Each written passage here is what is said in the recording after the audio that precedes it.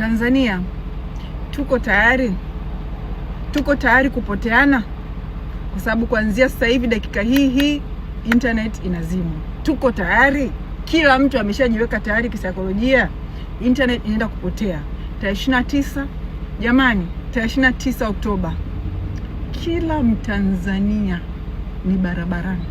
Toka barabarani. Yaani kila Mtanzania akitoka barabarani saa 6 mchana, Samia yuko Oman. Kila Mtanzania, wewe toka ndani, apitishe vifaru, apitishe nini, toka.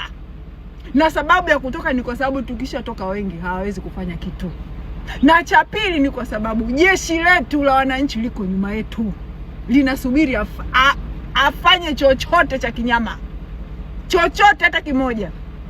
Kingine ni kwamba hao polisi wenyewe, jeshi la polisi wenyewe hawako naye. Mimi nawaambia, mtaona nyinyi tarehe 29 polisi watafanya nini, jeshi litafanya nini. Mtaona tarehe 29.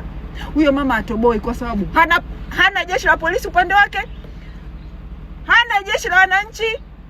Huyo yuko na Mkunda tu ndio yuko naye, hana wananchi milioni 60 hawamtaki. Huyo hatoboi. Ndugu zangu, tarehe 29, yani ni nyinyi wa Tanzania kuamua kuchukua nchi yenu 29. Hii nafasi haitoka kuja. Tarehe 29 tumepata nafasi ya kupata katiba mpya ya kulinda rasilimali zetu. Sasa hivi wanaziiba, wanazichimba, wanakimbia nazo. Ndugu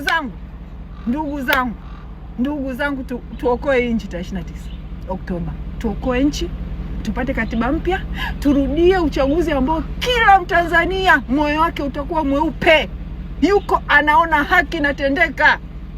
Amani Tanzania inapotea kwa sababu hakuna haki. Hakuna haki. Tukishaweka haki Tanzania, amani inakuja automatic bila hata mtu kufungua mdomo. Amani inakuja yenyewe.